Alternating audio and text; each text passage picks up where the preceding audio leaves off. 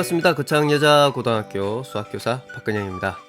우리는 태어나자마자 언어와 함께 수를 배웁니다. 초등학교 때부터 수는 더하고 빼고 곱하고 나누었고요. 중학교가 되면서 미지수를 써서 계산하는 방정식을 지금까지 배우고 있습니다. 현대에 와서 방정식은 수학의 구조의 일반적인 성질을 연구하는 알지브라로 재탄생하여 새로운 그 길을 걷고 있습니다. 근데 방정식은 어떻게 탄생하고 발전했을까요? 이에 대한 역사적인 이야기로 이번 강의는 시작하겠습니다. 방정식의 기본은 수, x와 같은 문자, 더하기 빼기 이꼴과 같은 기호인데요. 이들 세 개는 각각 다른 방식으로 발달되었습니다. 가장 먼저 생겨난 것은 수입니다. 수의 개념이 언제부터 존재했는지는 정확하게 알 수 없습니다. 다만 55개의 칼자국이 선명하게 나 있는 3만 년 전의 늑대 뼈가 발굴되면서 선사시대에도 이미 수의 개념이 존재했을 것으로 추정하고 있을 뿐입니다. 수는 농사의 수확량을 높이기 위해 사용되었고 천문을 관측할 때도 사용되었습니다. 건물을 세우기 위해 청량기술에도 사용되었죠. 이렇듯 경제적인 활동이 늘어나면서 수가 점점 발전되기 시작했습니다. 수의 쓰임이 늘어날수록 모르는 값을 찾아내야 하는 상황이 계속해서 발생했고요. 문제에 대한 모르는 값, 즉 미지수를 찾는 과정에서 방정식이 나오기 시작했습니다. 2차 방정식의 역사는 기원전 2000년 전 바빌로니아 시대까지 거슬러 올라갑니다. 당시의 점토판인데요. 피타고라스 정리의 개념이 적혀있는 점토판입니다. 2000년 전에도 x제곱 마이너스 x 이꼴 b 정도의 수학을 다루고 있었다고 합니다. 물론 이렇게 문자를 쓰지는 않았고요. 이 당시 표현으로 바꾸면 넓이와 한 변의 길이의 차이가 주어진 정사각형의 한 변의 길이를 구하라 정도가 된답니다. 기호가 없으니까 좀 많이 복잡해 보이죠. 2차 방정식은 바그다그의 학자였던 알콰리즈미가 쓴 여러 책에서 체계적으로 정리되어 있습니다.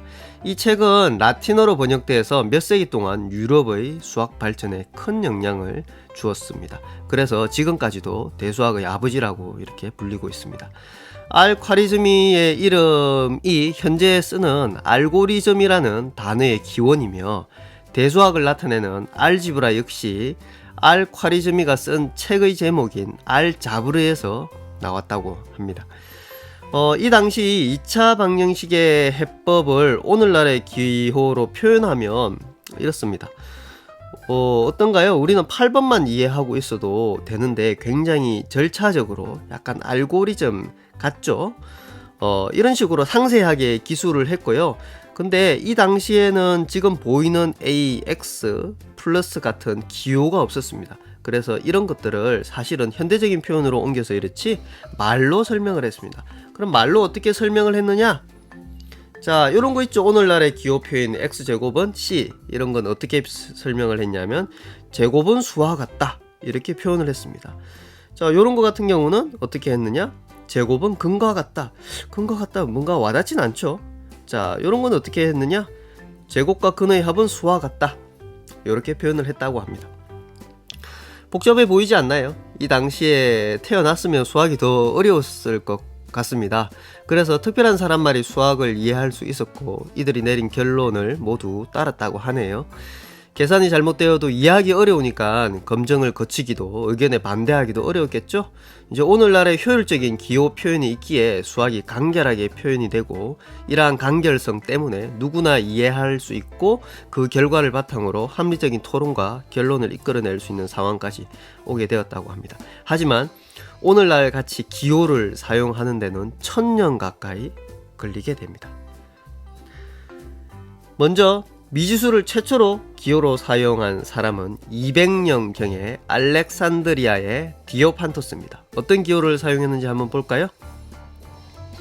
자, 이렇습니다. 조금 낯설죠? 미지수 x, x제곱 보시면 전혀 조금 더 복잡해 보이고 그렇습니다. 하지만 이 당시에는 나름 획기적인 아이디어였죠. 오늘날의 기호와는 다르지만 기호를 최초로 사용했다는 의미에서 디오판토스도 대수학의 아버지라고 불립니다. 알지브라가 바로 대수학인데요. 대수학은 아빠가 둘인 셈이 되겠네요. 네, 디오판토스는 아주 유명한 일화가 하나 있는데요. 자신의 묘비에 새겨놓은 글이 있습니다. 다음과 같이 이렇게 적혀 있다고 합니다. 자, 묘비에 실제 적힌 글이에요.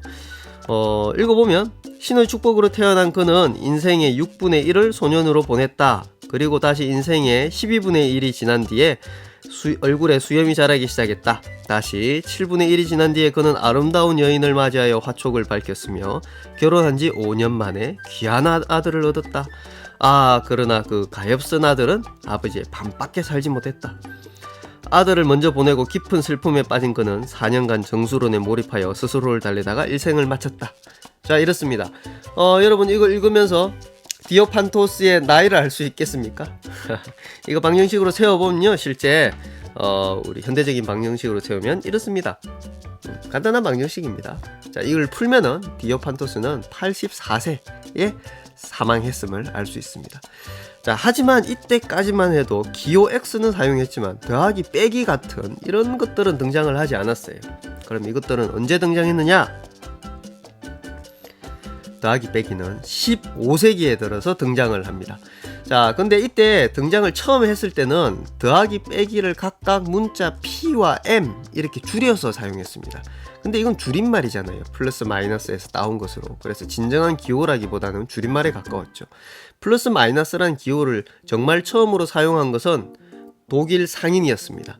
어떤 기준치보다 더 무거운 물건과 덜 무거운 물건을 구분하기 위해서 사용했다고 합니다. 자, 곱하기는 언제 나왔냐? 1481년입니다. 영국의 수학자 윌리엄 오트레드가 곱하기 기호를 도입했습니다. 이거 도입 당시에 라이프니츠가 굉장히 반대를 많이 했습니다. 문자 X와 혼동된다는 이유로 이렇게 비판했는데 나름 합당한 이유인 것 같습니다. 그래서 여러분 고등과정으로 올수록 곱하기는 많이 생략해서 적잖아요. 그렇습니다. 자, 이 사람이 바로 윌리엄 오트레드입니다. 자, 등호는 언제 했느냐? 등호는 1557년 영국의 수학자 로버트 레코드가 자신의 책 대치의 숫돌에서 처음으로 이렇게 사용한 이후 지금까지 적히고 있습니다. 여담으로 부등호는 토마스 해리엇이라는 사람이 내놓았고요. 가로는 1554년에 처음으로 등장했고 대괄호 중괄호는 1594년 비에트가 처음에 사용했습니다.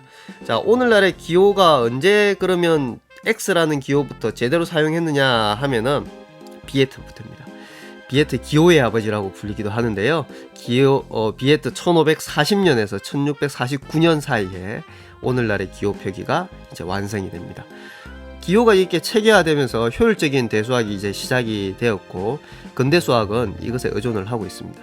약간 다른 점이 있다면요. 비에트는 x제곱을 xx 이렇게 적었어요. 그럼 x 10제곱은 x를 10번 적었겠죠. 그래서 1을 없애고 x제곱을 하고 이렇게 적은 사람이 바로 가우스였습니다. 그 당시 아주 대가였죠. 그 대가가 이렇게 한 이후에 모두 이렇게 따랐다고 합니다. 생각을 해보죠. 수가 탄생을 하고 우리가 쓰는 지금 2차 방정식 이런 기호를 사용하는데 약 3만 년 이렇게 가까이 걸린 셈이죠. 정말 오래 걸렸죠. 자, 그러면 이제 3차 방정식 저번에 했던 이야기로 한번 다시 돌아가 보겠습니다.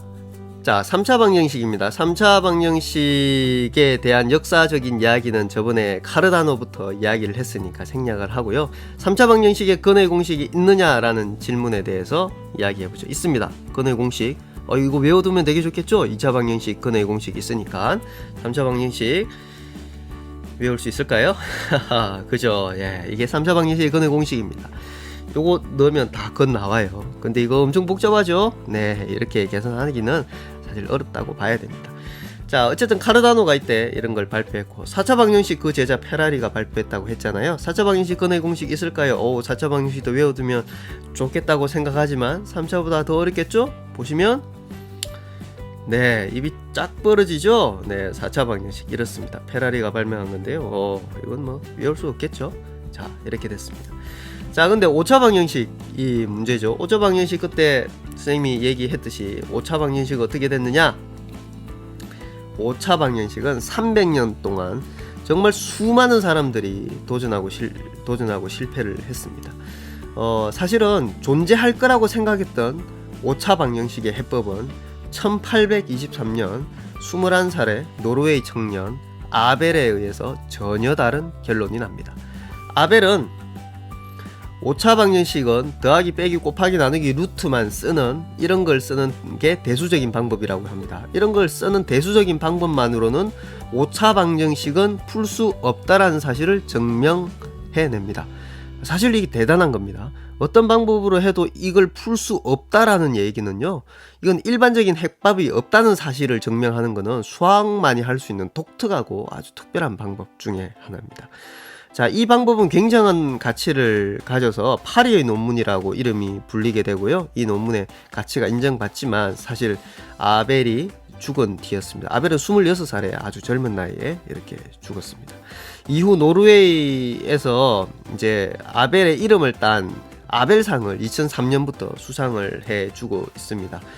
여러분 수학에 한해서는 노벨상이 없는 건 아시죠? 그래서 그거에 관해서도 일화들이 여러 가지 있습니다. 자, 근데 아벨상이 있는데요. 아벨상은, 자, 아벨은 이런 이야기를 했고, 아벨상이 이겁니다. 2003년부터 하는데 나이 제한이 없고요. 수학자가 일생 동안 쌓아놓은 업적을 바탕으로 이렇게 수상을 한다고 합니다. 상금이 약 600만 노르웨이 크로네 정도 되고 한 8억 원 정도 된다고 하네요. 참고로 그 필즈상이라고 들어본 사람이 있을 텐데 최고의 수학자들에게 주어지는 또 다른 상입니다. 필즈상은 국제 수학자 연맹에서 주고 있습니다. 1936년부터 수여하기 시작했고요. 4년에 한 번인데 이게 특별한 게 있는데요. 만 40세 이하의 젊은 수학자에게만 수여하고 있습니다. 그래서 수학자에게는 또 최고의 명예 중에 하나입니다. 상금은 적습니다. 15,000 캐나다 달러 정도 됩니다. 우리나라 돈 한 1,500만 원? 이 정도밖에 안 됩니다. 자, 그래서 그 다음에 이제 아벨이 증명은 여러분 생각을 해보시면 오차 방정식만 해당이 됐잖아요. 근데 7년이 지난 뒤에 1830년에 프랑스 수학자 갈루아가 오차 방정식 뿐만 아니라 6차 이상의 일반적인 방정식에서도 대수적인 방법으로 풀 수 없다는 것을 19살 나이에 증명합니다. 대단하죠. 19살. 근데 갈루아 역시 20살에 어떤 사건으로 인해서 이렇게 죽고 맙니다. 아벨과 갈루아 정말 대단한 천재들이잖아요. 이 천재들인데 전부 다 조금 이른 나이에 죽었습니다. 어떻게 보면 좀 길게 살았다면 수학의 역사가 좀 바뀔 수도 있겠다는 이런 생각들도 듭니다. 아벨과 갈루아에 의해서 일단 5차 이상의 방정식은 대수적인 풀이가 불가능하다는 이런 정리의 이제 결론에 이르게 된 거죠. 자, 이렇게 이제 방정식이 이렇게 발달이 됐습니다. 오늘날 대수는 이제 광범위한 분야에서 사용됩니다. 가령 고고학자들이 우물의 깊이를 알아내기 위해서 우물의 어떤 물체를 떨어뜨려서 바닥에 닿는 데까지 그 시간을 잴 수 있잖아요.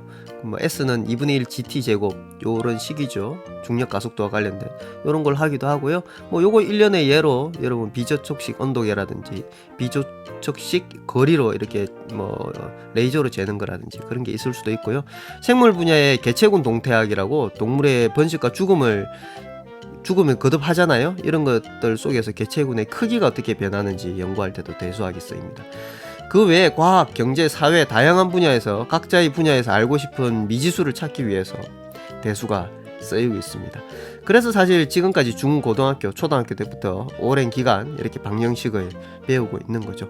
지금까지 우리가 사용한 수나 문자, 미지수는 인류의 문화 자산입니다. 인류들의 굉장한 노력을 통해서 만들어진 거고요. 그리고 세상을 이해하기 위해 유용한 도구로서 이렇게 자리매김하고 있습니다. 자, 여기까지입니다. 지금까지 이제 여러분 영상을 한번 들어보면서 수학이나 방정식, 알지브라에 대해 여러가지 드는 생각들이 아마 있을 겁니다. 그 생각들을 댓글로 남겨주시면 그걸로 오늘 출석 인정을 하도록 하겠습니다.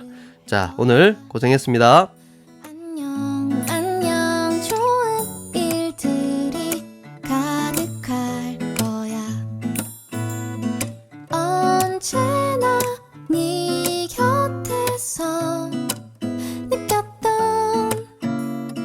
행복을 너에게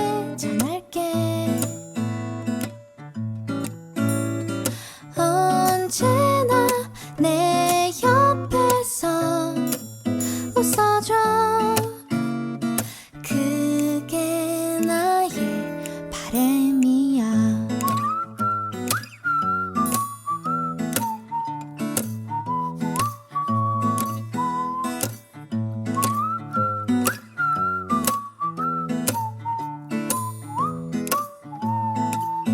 굿나잇 잘 자. 오늘도 너무 수고가 많았어. 구름에 걸친 달빛도 너를 위로해 줄 거야. 힘든 슬픔 모두 다 멀리 사라질 거야. 지친 어깨 기대도 돼. 우린 함께 할 거야. 언제나 네 곁에서 느꼈던 행복을 너에게 전할게. 언제